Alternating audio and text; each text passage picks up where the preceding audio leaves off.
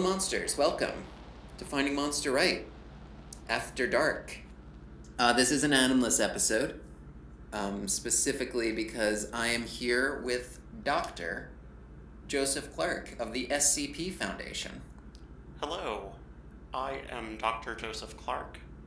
If you do not have SCP clearance level 3 or higher, please self-administer your anesthetic now.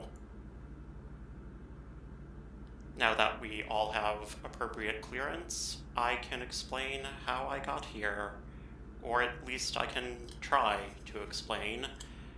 I was following an anomalous signal emanating from Centralia, Pennsylvania.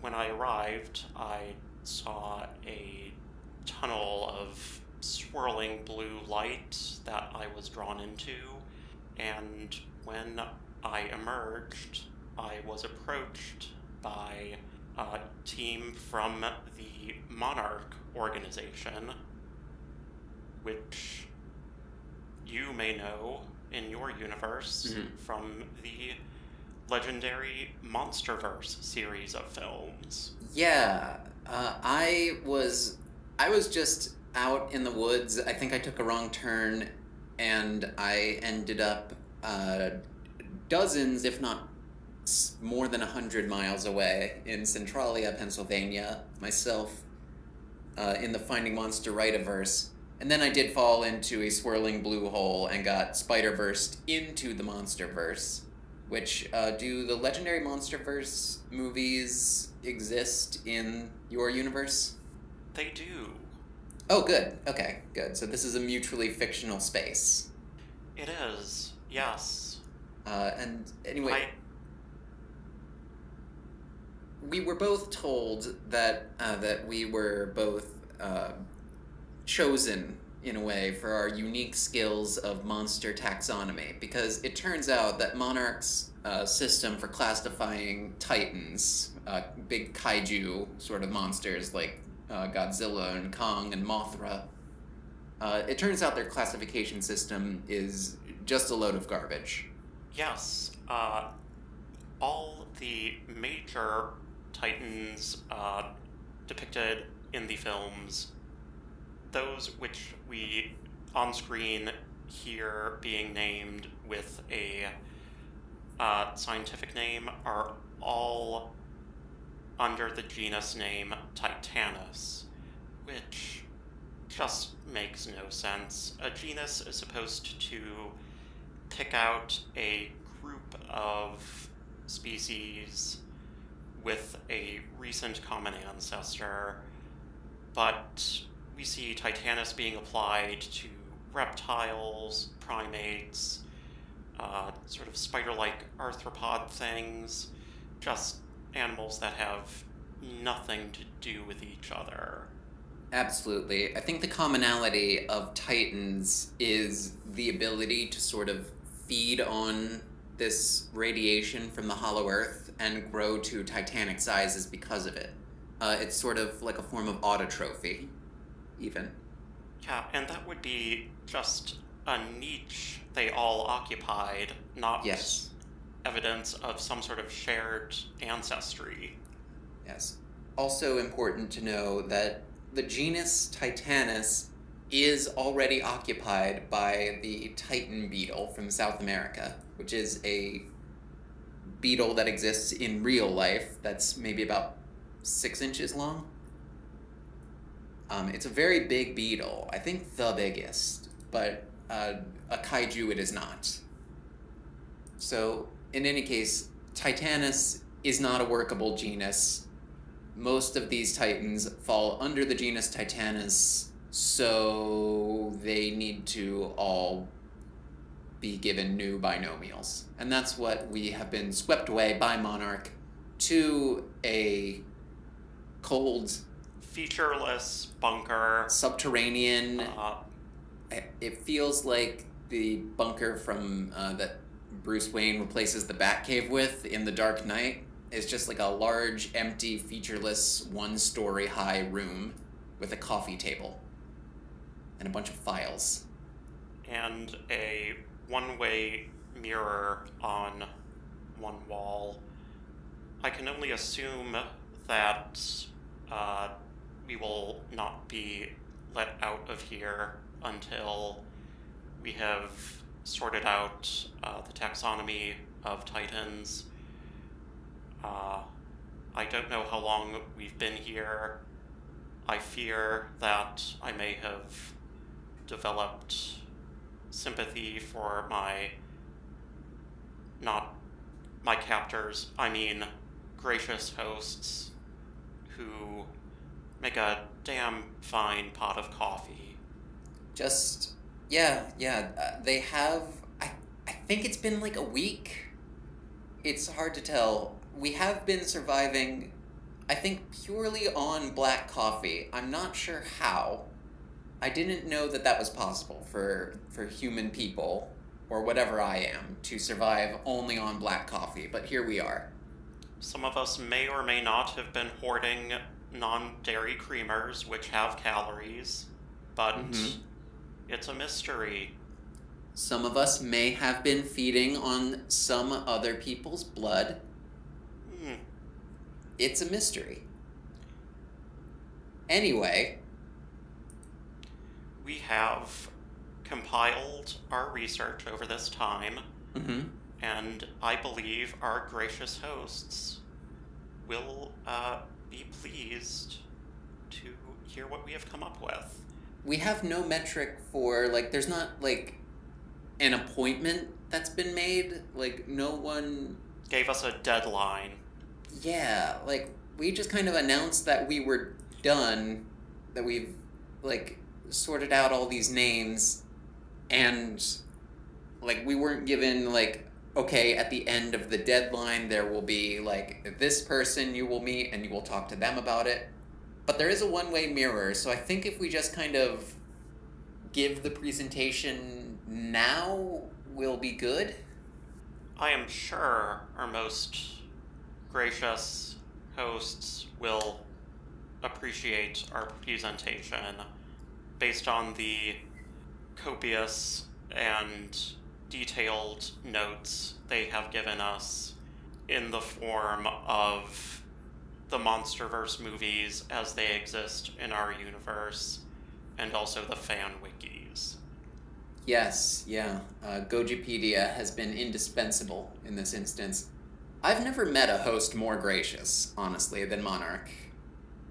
Yeah, and just from the murmuring that I can sometimes hear behind the one-way mirror, I can only say that they have very distinguished voices that also suggest fine dress and good posture.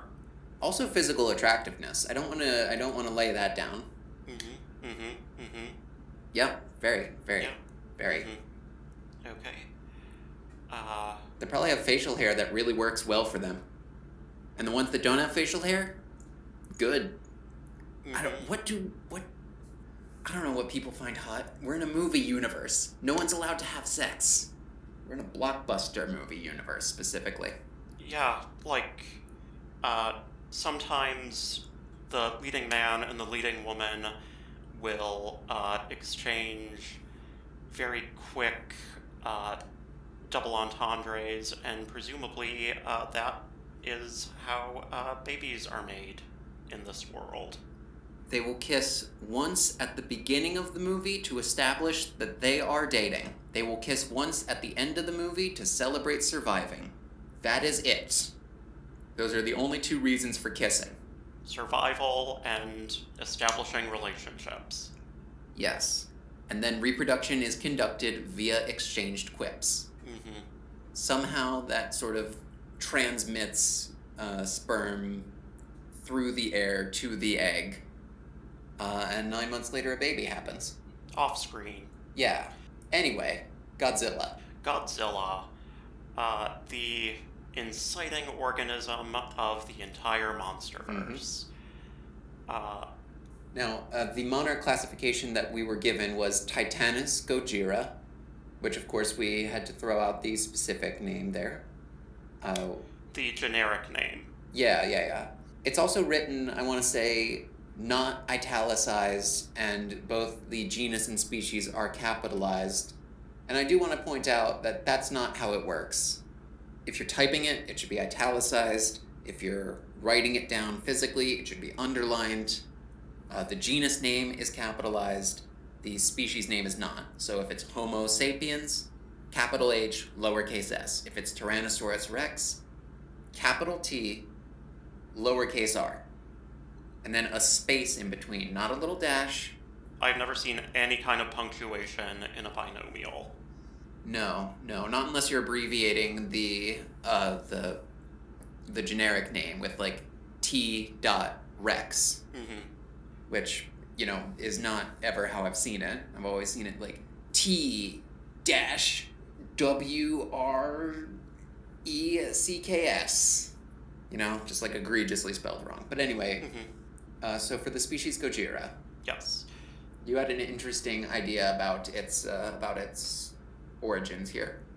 Yes. So, in my universe's commentary on Godzilla, he is often described as a living dinosaur. But I think a few features suggest that he is actually from a crocodile branch of the reptile family tree. Derived theropod dinosaurs, so the usually two-legged meat-eating dinosaurs only had 3 fingers on their hands, whereas we see Godzilla has 4. So he does. So he does. Godzilla has 4, and living crocodilians have 5. Now, that is a discrepancy, but in evolution, it is generally easier to lose a digit than to gain one back.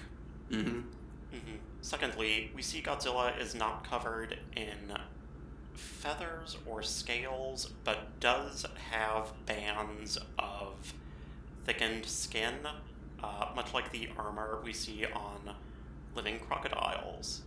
And in later films in the MonsterVerse's series, we see an organism that we will be getting to later, Titanus Doug, which has been described by the filmmakers as being ancestral to Godzilla, or representative of the sort of animal that Godzilla evolved from. And we see it walking on 4 legs in a sprawling posture. So the legs are splayed out away from the body, and they have to bend to lift the body off the ground. That is a configuration we see in crocodiles, but in no dinosaurs. So, rather than naming him a saurus, we have named him, included in his name, Suchus, derived from the Greek for crocodile.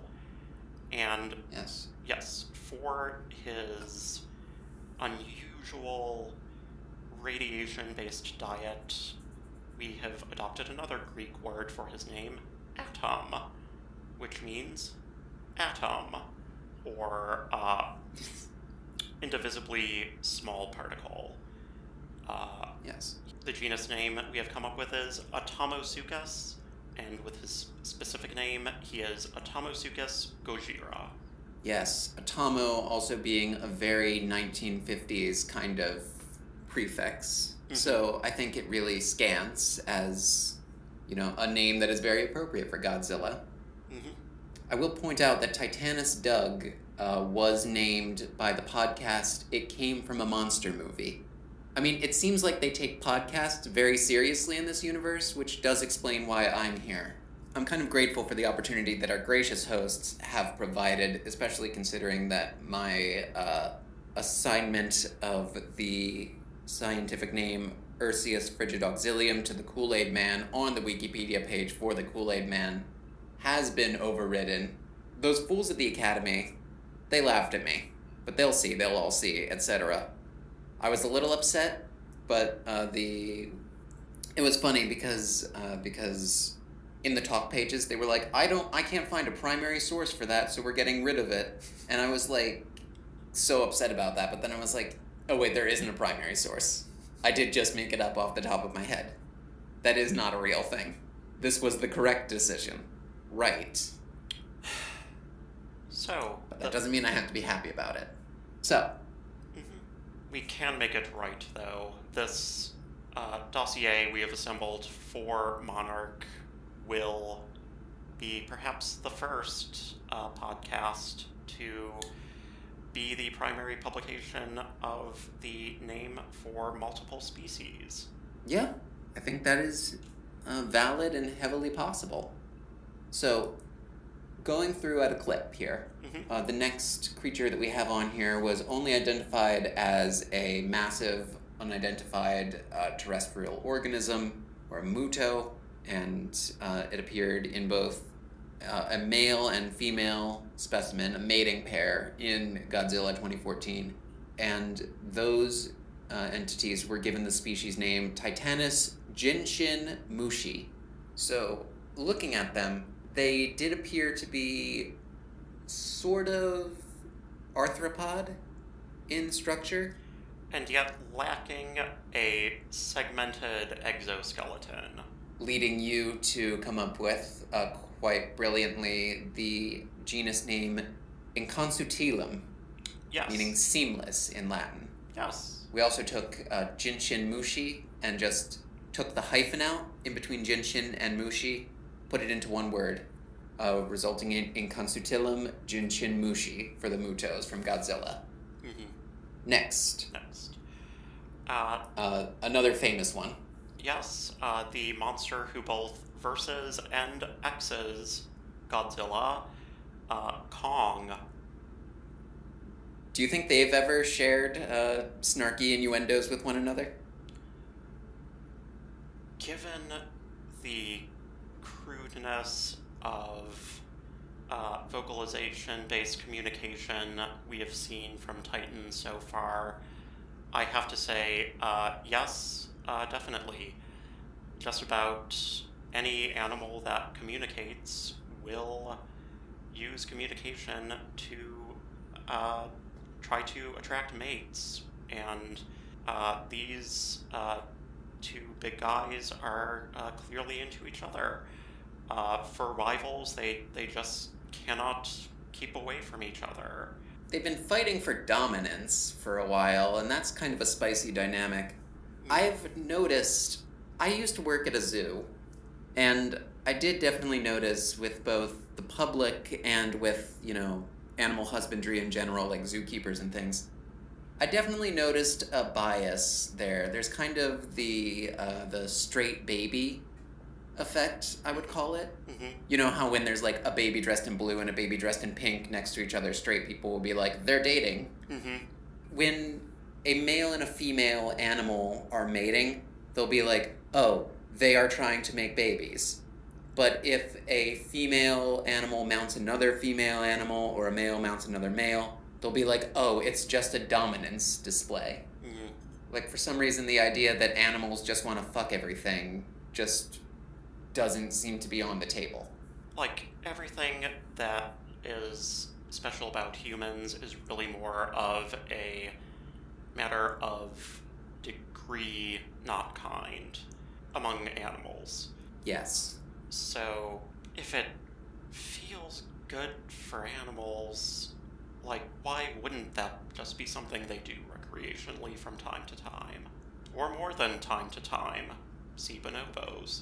I don't see why it would be so impossible for animals to have, like, for the act of sexual intercourse to feel good, in a sense.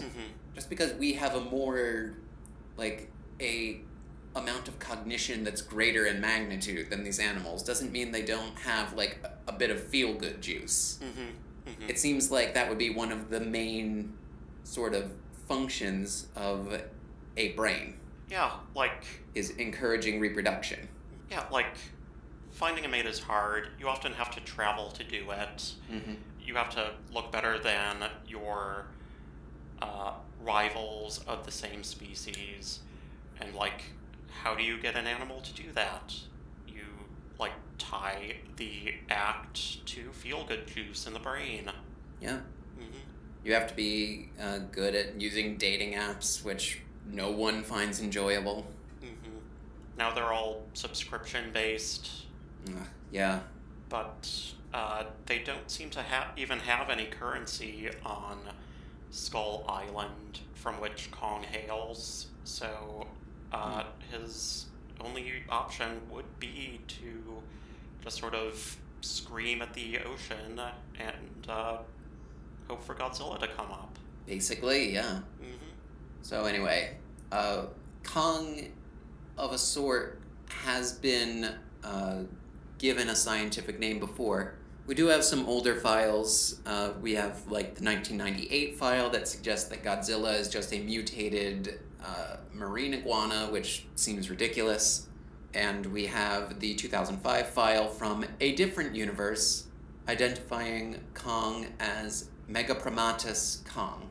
Now, we've noted that the predilection for bipedalism and the much, much larger size and lifespan of this MonsterVerse Kong indicates a different genus, and following the extra-universal precedent, we have assigned it to the genus Hyperpromatus Kong.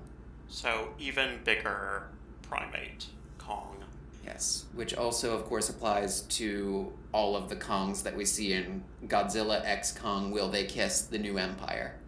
Yes, and Kong Skull Island, the debut of Hyperpromatus in the MonsterVerse, is fairly unique in that other animals on Skull Island are given binomial names in supplemental materials, and most of them, surprisingly, are valid.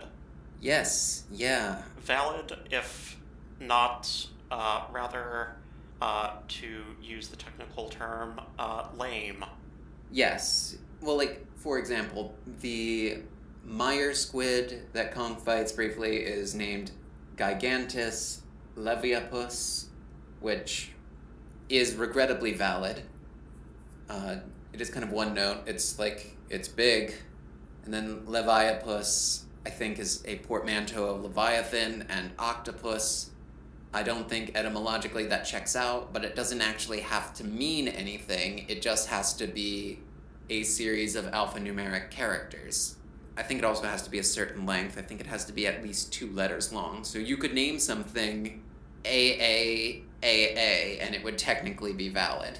Technically valid, like the skull crawler's name.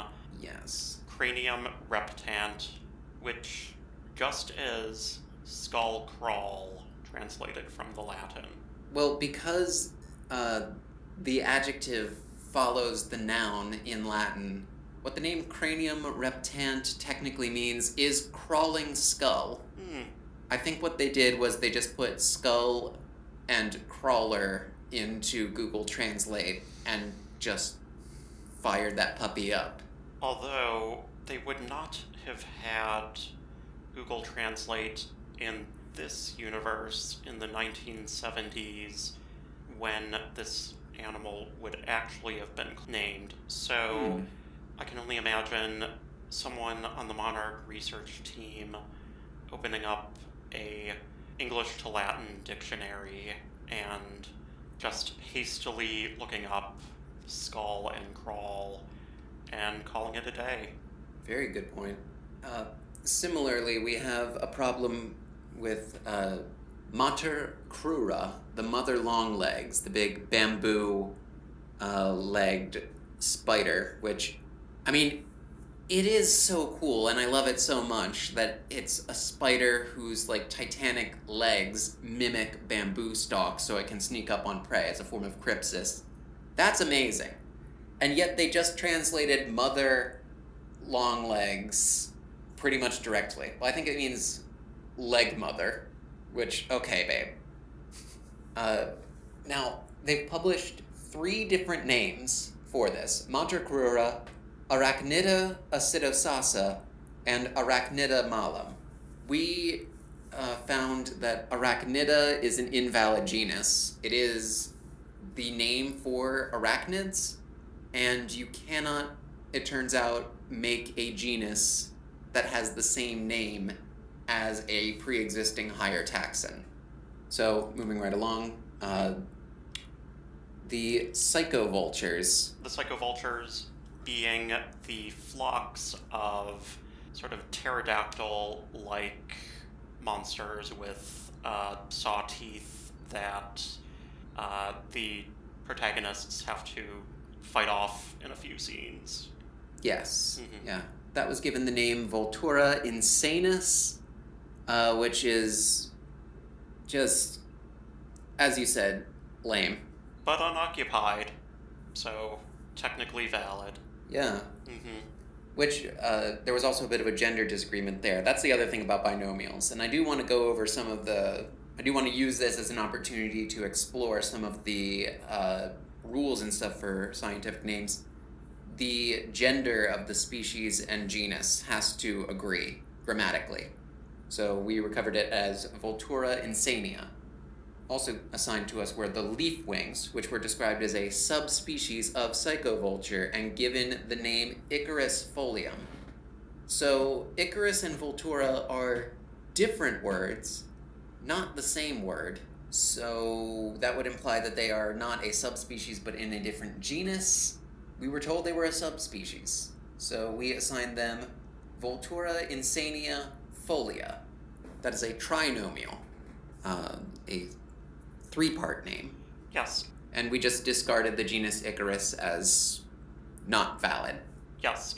Examples of trinomials include Canis lupus domesticus, the domesticated version of the gray wolf, better known as good boys. Yes. There's also Homo sapiens sapiens to separate us from Homo sapiens adultu and Homo sapiens neanderthalensis if you're nasty. So next on the list we have the spore mantis from Kong Skull Island, which is more like a stick insect of the order Phasmida. That was given the name Phasmidsilus. That is technically okay. We think because it's Phasmid and not Phasmida that it is technically okay to use Phasmid as a genus name, but we don't like it. I want that on the record. They've never given an indication that they're actually listening, but I feel like they are.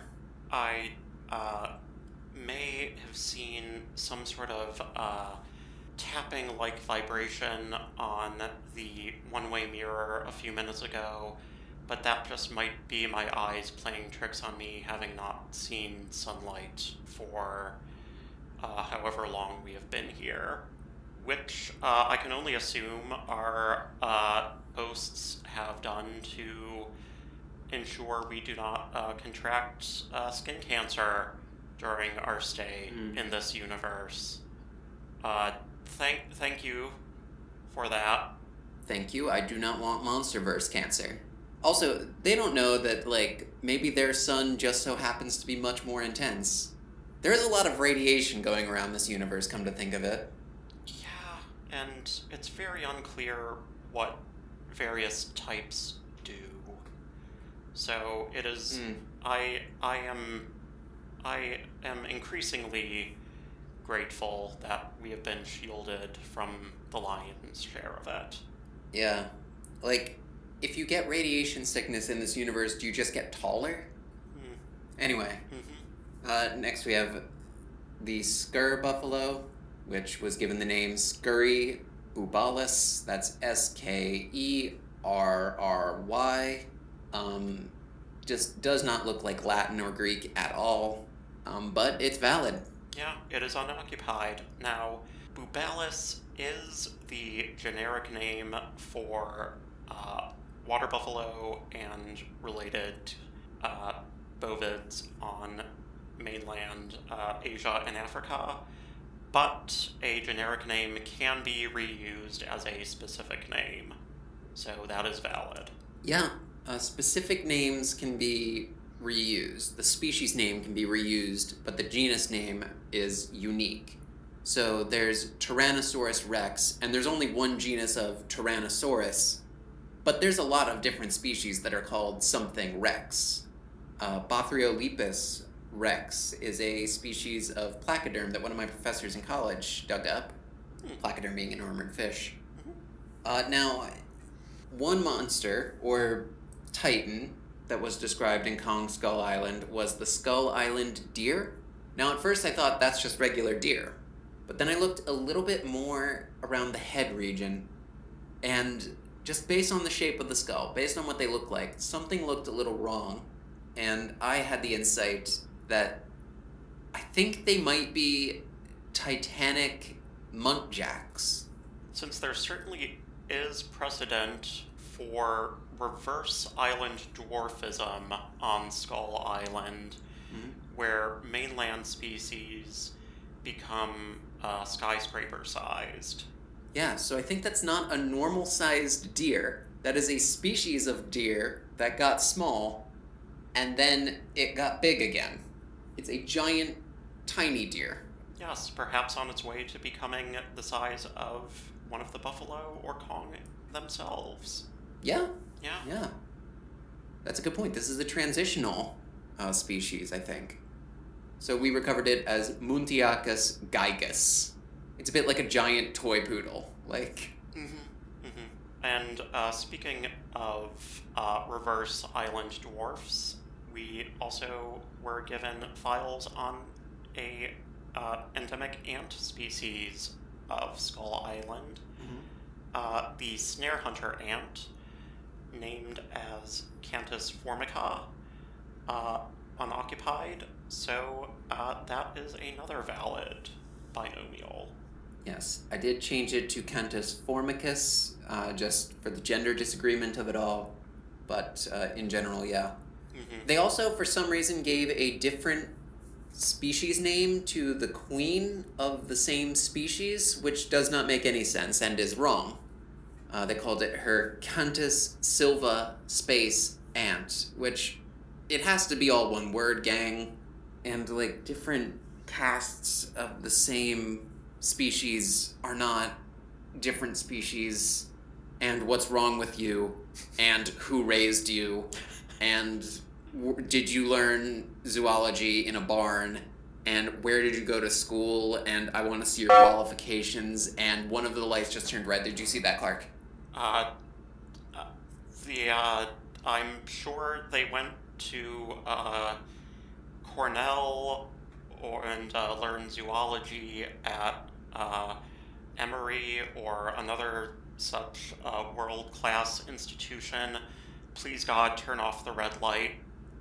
The degree of taxonomy on display here suggests a very high level of zoological education, very smart, very, very sexual. Strong, too. Please do not take away our non-dairy creamer. You can honestly take away the non-dairy creamer, I don't mind. I don't go for dairy for regular milk, but for coffee creamer I consider dairy essential. I can't explain why. The light is orange, I think we're okay. Okay, or they are prompting us to discuss the original suite of Titanus animals introduced in Godzilla King of the Monsters. Yes. Now, these come in two flavors. There were a lot of Titanus, quote-unquote, species introduced in Godzilla King of the Monsters, and, Cantus formica, I want to say, just means singing ant, because they do sing, or ant singer, because they do sing like birds, and that's neat. So, there's two flavors of Titan in Godzilla King of the Monsters. There's the ones we see on screen, and the ones we do not. To mention them quickly, we have Titanus Mokele-mbembe, Titanus Yamata no Orochi, Titanus Sekhmet, Titanus Leviathan, Titanus Baphomet, Titanus Typhon, Titanus Abaddon, Titanus Bunyip, Titanus Quetzalcoatl. And so we just rendered all of those as nomina nuda, or nomen nudum, naked name. We don't have a type for them. We don't have a type specimen. We don't have a thing we can point to and say this thing and everything like it belongs to this name. So we just kind of disregarded those. Yes. disregarded, but looked askance at one of them at least, Titanus Mokili Mbembe. Yes, because Mokele Mbembe is sort of like the idea of Mokele Mbembe as a monster is kind of a construction of creationism in my universe, at least. Mine also. Yeah. Mkili Mbembe is a strange crossbreeding of creationism, cryptozoology, and colonialism. The three C's, as they are sometimes called. So, Mokili Mbembe is supposedly a surviving sauropod which lives in the Congo rainforest. Creationists have seized on this story, or alleged story, we'll get to that, as evidence for a young Earth. Their reasoning is, if non-avian dinosaurs really did die out 66 million years ago, then we would have seen them by now. They've had 66 million years to disperse and adapt to local environments, but if the Earth is young, say about just 6,000 years, it is more probable that they could have hidden themselves away in some remote, dark corner of a dark continent and evaded detection because we've only had a few thousand years to look for them. Which only makes sense if you have a really backwards and racist view of history where Africa is a sort of land that time forgot, where everything is somehow more primitive than life everywhere else on Earth, whereas in reality, everything has been evolving at the same rate everywhere. Which this did spawn an entire day, basically, of just talking about conspiracy theories in the MonsterVerse. You know, are there creationists here? Are there flat Earth people here? How do they feel about the fact that there are giant monsters and government conspiracies to hide them and a hollow Earth? Are there people who think the Earth is both flat and hollow? Is Jesus a Titan? Are there filled Earth conspiracy theorists who deny the existence of the hollow Earth? There are conspiracy theories. I ran into a few of them before Monarch picked us up. Apparently the 6 people remaining in Centralia, Pennsylvania for some reason. Apparently all of them do believe that the Titans themselves are just CGI, which was confusing. Because they could be wronger, but they are wrong in this case. Anyway, going back to this. The on-screen Titans, there are numerous examples of those also. Yes. Yes. We have Titanus Rhodon, which we named Dextropodus Rhodon, meaning grasping foot. Dextro, podus, like a dexterous, and then podus, you get it. This is kind of a funny commentary on the fact that pterosaurs in fiction often have the ability to grab people and take them away like a bird of prey, which real pterosaurs could not do. Yeah, like modern birds of prey, he has like an opposable back toe that can sort of form a clamp, which was not present in any pterosaur that we know of. We have one pterosaur with an opposable thumb on its hand, but none with an opposable digit on its foot. So, like, if you could show Rodin's skeleton to a real-life pterosaur worker and somehow bracket out the fact that it is twice the size of any plane and constantly on fire, the fact about Rodin that would jump out to them would be its ability to grasp with its feet. Yes, species are often named after not the first, most obvious feature you would think of. But in the case of our next Titan, they were Titanus mosera. We smushed together the Japanese word for moth, which is simply ga. It's just one syllable in English, too. Yeah. I imagine if you lined up all the words for moth around the world, most of them would be pretty unremarkable.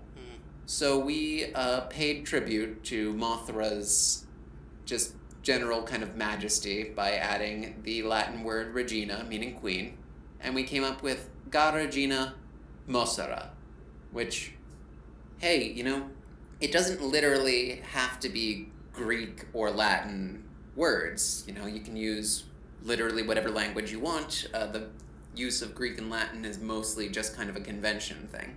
It's not a prescription. So, additionally, we have King Ghidorah, which is the only organism in the MonsterVerse that is canonically an extraterrestrial.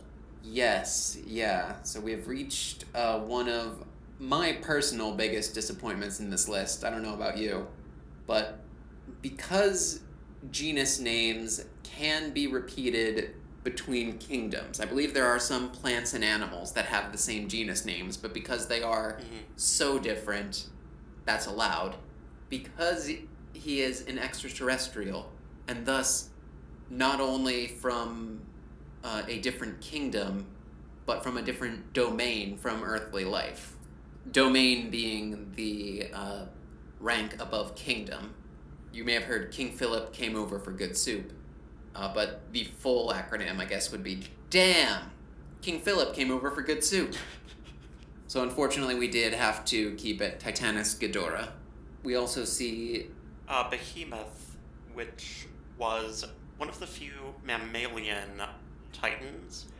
This was the one walking on its knuckles behind giant tusks, probably as long as the rest of its body, rampaging throughout Sao Paulo, Brazil.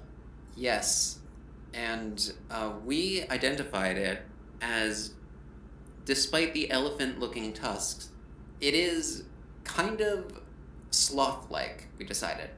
Yes. It is probably a sloth. Yes. Many extinct species of ground sloth walked on their knuckles, like Behemoth, and all ground sloth lineages emerged in South America. So the anatomy and the biogeography line up. Yeah, so we came up with Brachiochnis behemoth, which means arm sloth behemoth. Yep. So next we have another arthropod-looking titan, Scylla, named after the monster from Greek mythology, Scylla and Charybdis, obviously. We found one account that described it as the goddamnedest thing, and so to that end, we just named it Pernicious Scylla. Damned Scylla. Sometimes you go home early. This whole little stretch here is kind of us going home early. So, for example, Methuselah was another titan that we saw an image of, and we named it, because it had existed for so long, we named it after just the concept of time passing. Yeah, Praeterror, which is one who endures or stays or passes through time. Praeterror. It is a little bit of a tongue twister, but it does work, I think. Certainly better than Titanus. Speaking of going home early, we had a specimen for Amhaluk, Titanus Amhaluk. So we just called that Amaluk.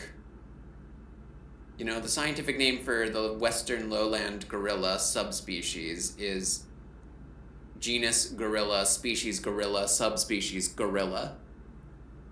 Sometimes you can just repeat them, and it's fun. Here we have a titan who was promoted from off-screen to on-screen.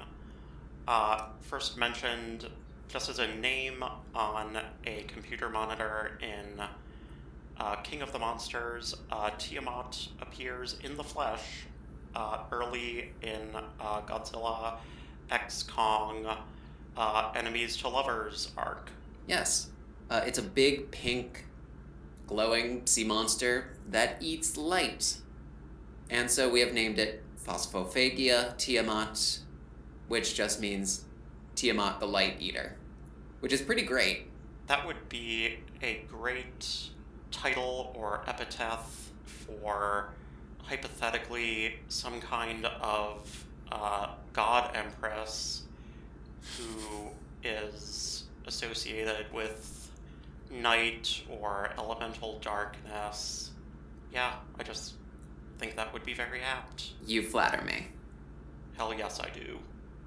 Anyway, Mechagodzilla. Not an organism. They did not give it a scientific name. It is a robot and not an organism. So honestly, I just kind of wanted to take the space here to just offer up due commendations for that. Just very good. You did not give your Toyota Corolla a scientific name. Good job. You understand something. Gold star. Something I learned.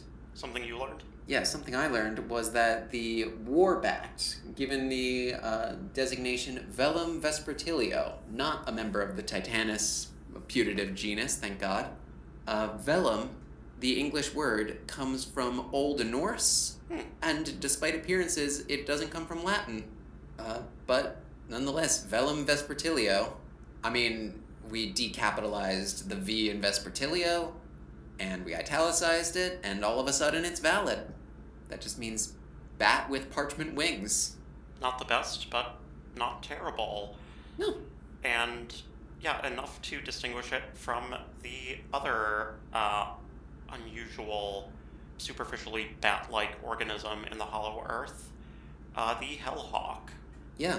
So the Hellhawk name was just given as Accipiter infernum, which is hawk from hell.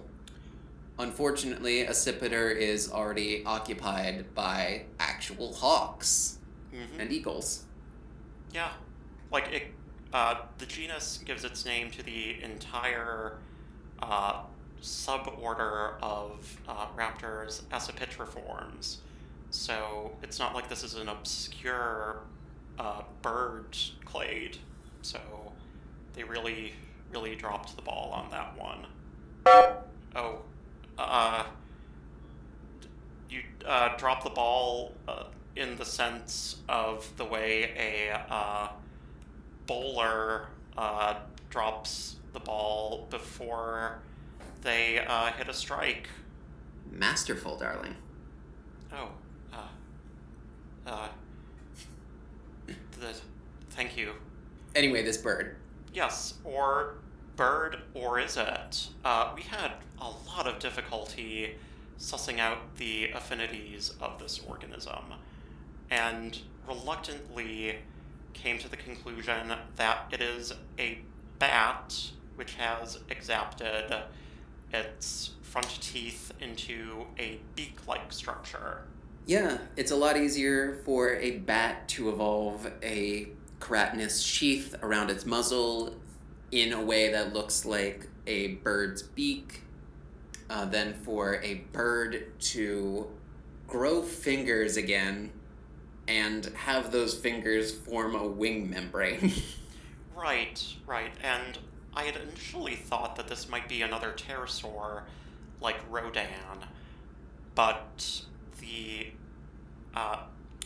patagium, the skin flap that makes the surface of the wing in pterosaurs, is stretched between the body and the just one finger, whereas we see the Hellhawk has 4 or 5 fingers intact, and webbing is spread between those fingers like in a bat.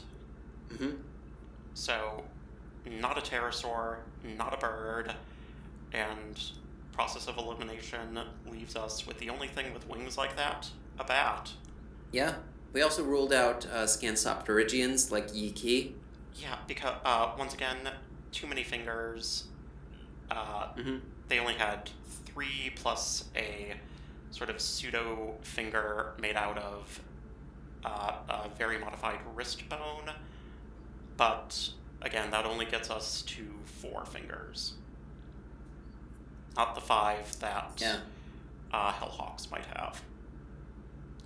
So, concluding that they were bats, we gave them the genus name Beckovesper or beaked bat. Yeah. Rendering the full name as Beckovespertilio infernum, or beaked bat from hell, which, as far as edgy scientific names go, is not the worst I've heard. No. It's also not literally from hell. Or is it? It is from the Hollow Earth. Is there an afterlife in the MonsterVerse? If we die in the MonsterVerse, do we get an afterlife? Oh god, what does a yellow light mean? Why is the light yellow? I think that means... Okay, red was bad. Orange was less bad. So, just, like... let me just check my extremely extravagant, very gay folding fan here. Yeah, yellow is further down the spectrum there, so I think maybe we're good. Okay. Maybe that means we're making progress. Okay, we should, I think, continue with the dossier. So, Yeah. The rock claw. The rock claw. That was given the name Saxum brachyura, which means short-tailed rock. But I think they meant brachyura in the sense of the taxon of crabs. So rendering it rock, crab rock. But in any case, Saxum brachyura is valid. We kept it the same. This leaves us with Titanus Doug. Our best boy. A very good boy. Yes. As we mentioned, it was named by a podcast, cementing the authority of podcasts in this universe. Yes, and as mentioned earlier, this is the 4-legged, sprawling animal that represents the ancestral condition in Godzilla. So, if Godzilla is a crocodile, we can assume Titanus Doug is also. We were originally going to name it something like sweet crocodile, friendly crocodile, but we've never actually seen it interact with humans. We don't know what this animal's disposition is exactly behaviorally, so we did not make that call. Instead, you, in a stroke of genius, came up with the idea of comparing it to a large dog, which there was a breed of Mastiff called Molossus. So we came up with Molossosuchus Doug, because we don't know what disposition it has, what kind of behavior it exhibits, but it does kind of look like a big friendly animal, like a big dog might. Like a big dog, yeah. So, yeah. Big dog, Doug. Name it after appearances. That's the way to do it. We did break that rule pretty much immediately. With the mantle claw, so this was a giant crab that engaged in crypsis that kind of hides on the edge of seaside cliffs and pretends to be part of the cliff face. And it was encountered by Bill Randa in a form that looked suspiciously like John Goodman during a Skull Island expedition in 1973. The light has turned green. I guess that's good. Anyway, we just named it Saxum Randa-I for Randa's boulder. Yes. I don't like naming things after people. Just like, well, you're a bird fan, you mentioned. Mm-hmm. So you're familiar with the plague of birds that are named like so-and-so's western yellow-tailed so-and-so. Mm-hmm. A lot of Arctic species are named Stellar after the explorer Stellar. Everyone wants to name whatever, like, frog or beetle or lemur they find after Charles Darwin. There are just so many Darwin-eyes.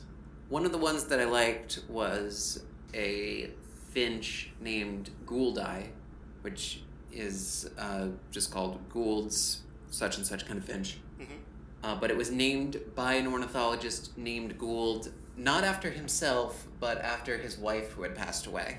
Aw. Yeah, and that's sweet. That's kind of romantic. Mm-hmm. I don't mind that one so much. Yeah. Yeah. Mm-hmm.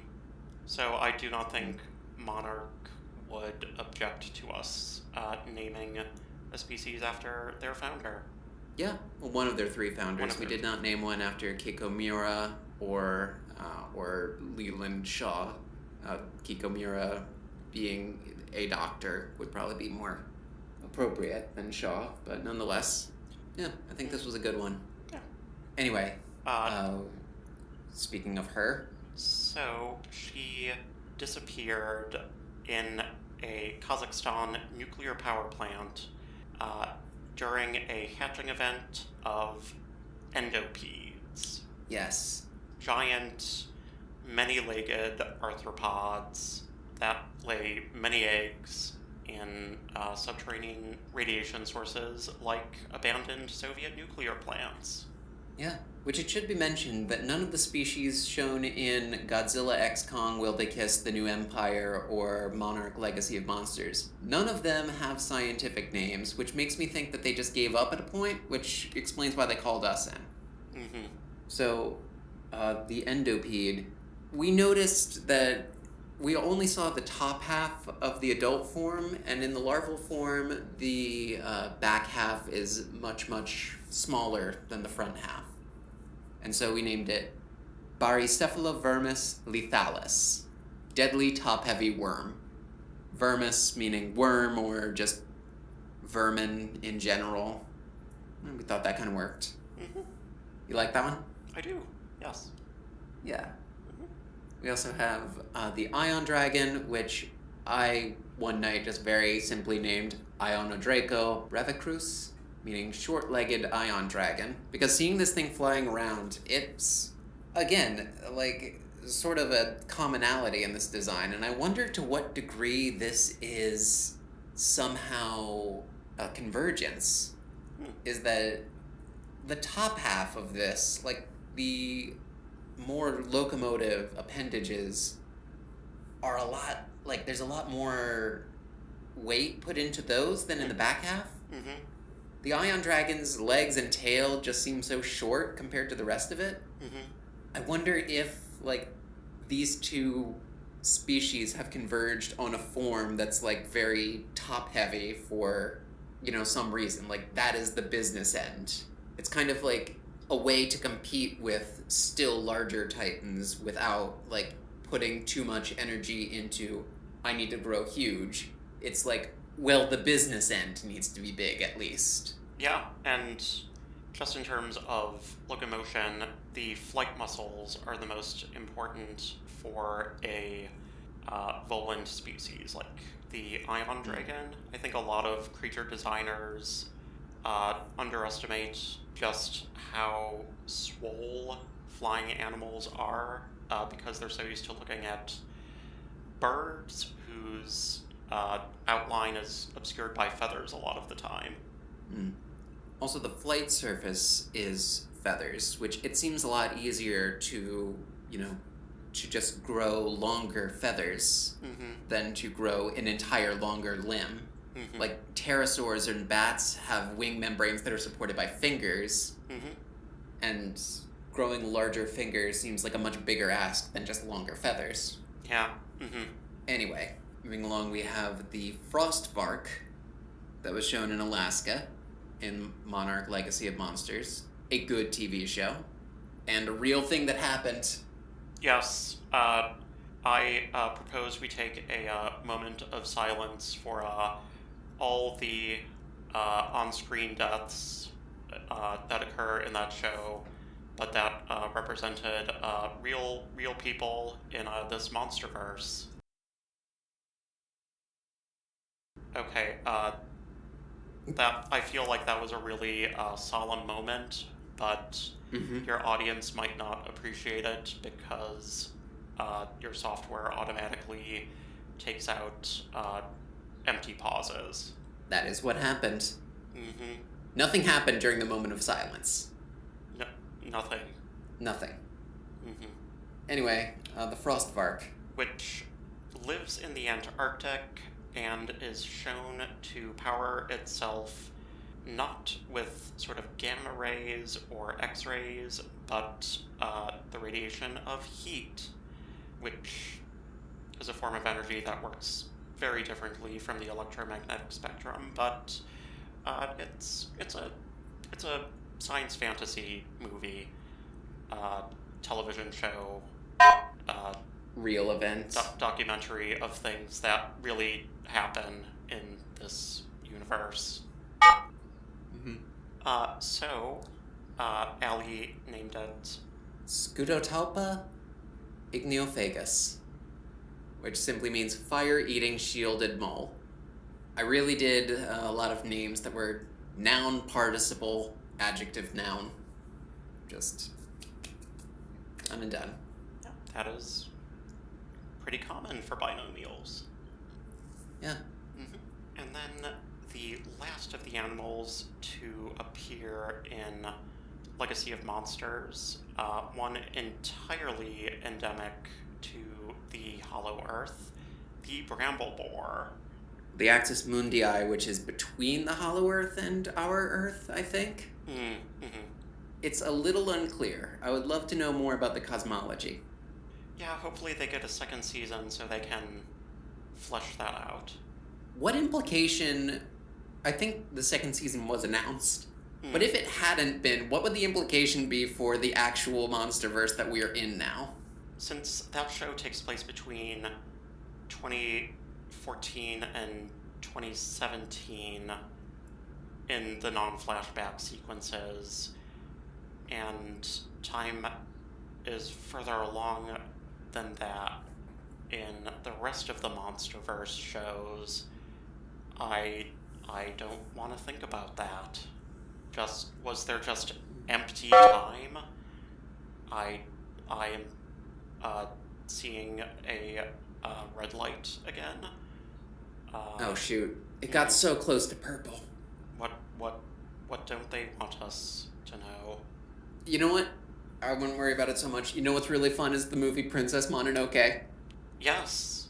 Yeah, so we named this bramble boar. We named it Dendrochoris mononokei, meaning Mononoke's tree swine. Okay, somehow it went all the way back to blue. I did not know it could go that far in one jump, but I like it. Blue, like the eyes of the white dragon Shimo. So Shimo is Kong's girlfriend from Godzilla x Kong: The New Empire. Will they kiss? They're a throuple now. They're a throuple now. That's honestly very optimistic.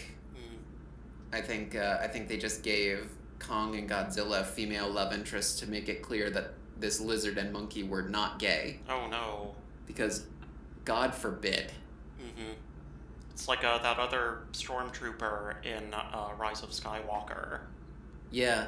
Man, I really hope I don't get sucked into the Star Wars universe, because then I'll have to worry about Rise of Skywalker. But luckily, the MonsterVerse films remain top quality entertainment for the whole family.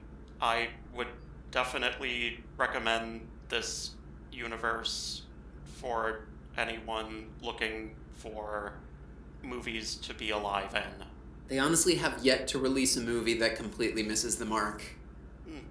So, Shimo, we identified her as the same taxonomic group as Molossuchus Doug, Nova genus Novum, and Atomasuchus gojira, genus Novum. And so we named her Nixsuchus Shimo. That's Nix Suchus, meaning snow. Because she has ice powers, powerful enough to create ice ages, apparently.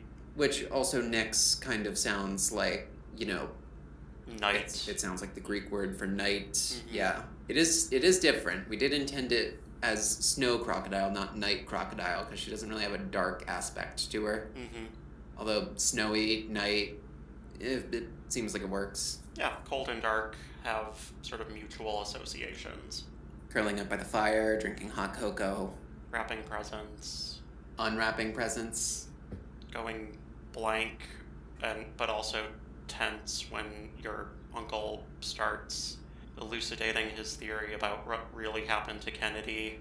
Listening to Josh Groban sing a song that isn't about God, but isn't not about God, and that just kind of filling you with an existential dread about where the line between your identity and the identity of the God you still believe in is, until you forget about that entirely and become free and yet somehow untethered, but also ultimately happy. Also, frosted cookies. Warm milk. Anyway. Warm milk like that, produced by the mammals that are the other specimens of Kong's species we see in the Hollow Earth. That was about as good a transition as you could have gotten. Mm-hmm. Anyway, yeah, we just recovered them all as other specimens of Hyperchromatus Kong. No fuss, no muss. They have different colored fur and different builds, but we're just chalking that up to an intra-specific variation. Mm-hmm. Just like how black panthers aren't a distinct variety of panther, they're just leopards or jaguars with different colored fur. Yeah. But an unnamed Hollow Earth species are the wart dogs. We see these kind of directly competing with Kong in Godzilla x Kong: The New Empire, and so we gave it the specific name Regicidus. Yes, that is the specific name, and we arrived at Veruca scion for the genus. Yeah, which literally is just wart dog. They're allowed to be straightforward.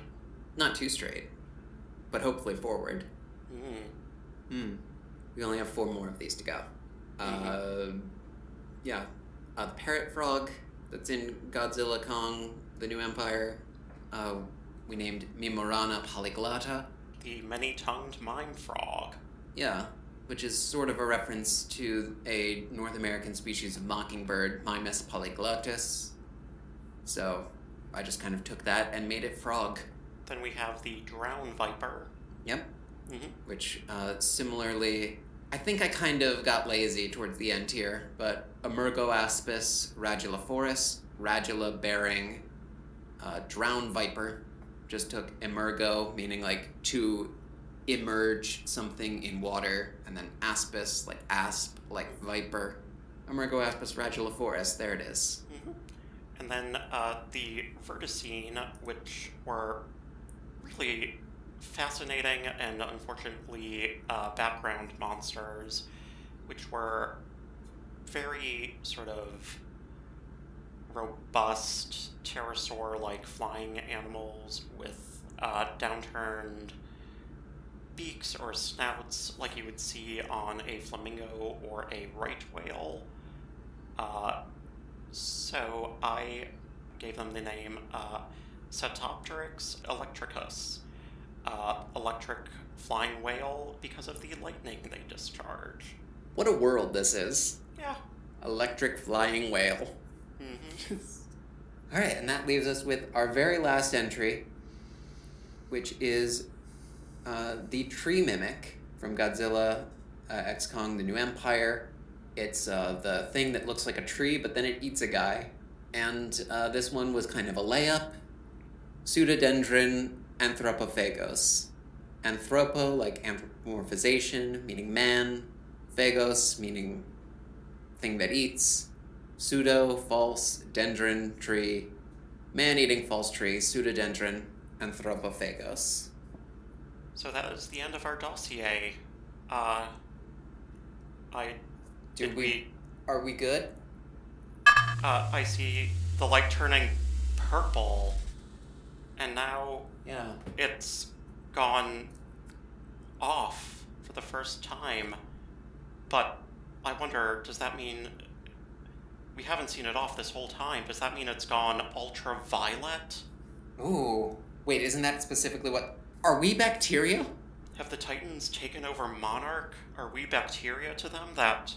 Wait, I see 2 portals at the other end of our giant Batcave bunker. Oh. Okay, maybe it wasn't ultraviolet. Maybe they were just opening portals. Mm-hmm. Alright, well. You know, they don't really do, like, the portals thing that much in the movies. True. Mm-hmm. Well, I guess this is it. Thank you for listening, everybody. Check us out on Discord. You'll be there, right? I'll be there. Yeah. Yeah. Mm-hmm. Well, I look forward to keeping in touch with you. Thank you. Yeah. It was nice working with you over this past week or month, or maybe we'll get back to the universe and no time will have passed. Or decades will have passed. Or decades will have passed. In any case, we can check in on Discord later about that. Mm-hmm. Yeah. So that is it. That is the monsters of the MonsterVerse. Now with binomials. Now with binomials that all work, my reputation is safe, and yeah, all's right in the world. The worlds, plural. Multiple worlds Mm-hmm. colliding, coming together. Like, Alright, well, I'm gonna go. okay. Wait, what were you saying? Oh, I was saying I also was gonna go. Yeah. Let's, yeah. Yep. Mm-hmm. See you later, alligator. After a Crocodiles. while, crocodile, haha. They're, yeah. Hey, do you want a kiss? Yes. Okay. Redacted. Redacted. Whoa. Redacted. Redacted. Redacted. Redacted. Redacted. Redacted. Redacted. Redacted. Redacted.